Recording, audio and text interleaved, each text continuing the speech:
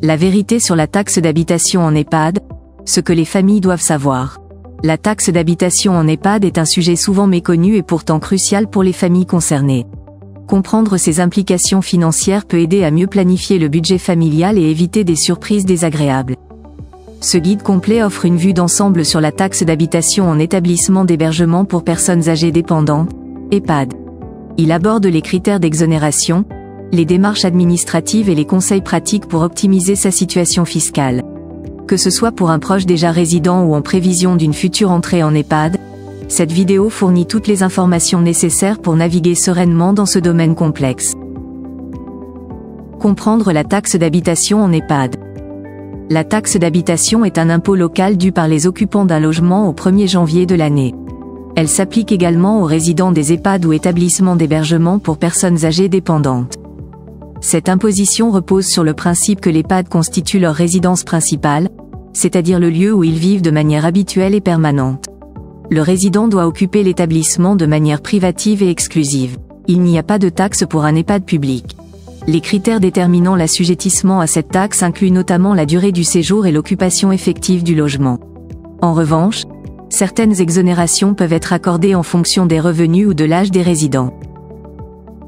Exonération et allègement, qui peut en bénéficier? Les exonérations de la taxe d'habitation concernent principalement les personnes âgées ou invalides aux revenus modestes.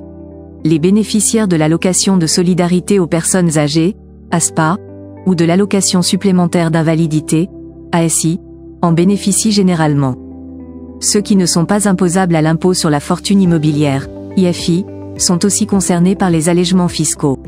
Enfin, les personnes âgées de plus de 75 ans, dont le revenu fiscal de référence ne dépasse pas un certain seuil, peuvent également prétendre à une réduction.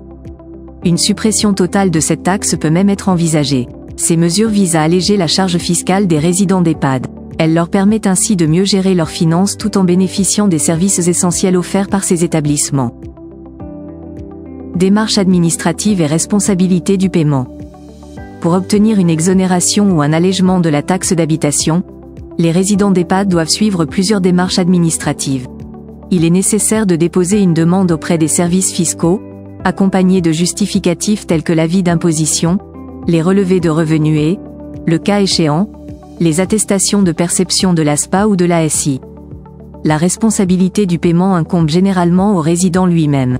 Toutefois, dans certains cas, notamment pour les personnes sous tutelle ou curatelle, les familles ou tuteurs légaux peuvent intervenir pour gérer ces obligations fiscales. Cette intervention vise à garantir que les droits des résidents sont respectés tout en assurant le règlement des taxes dues.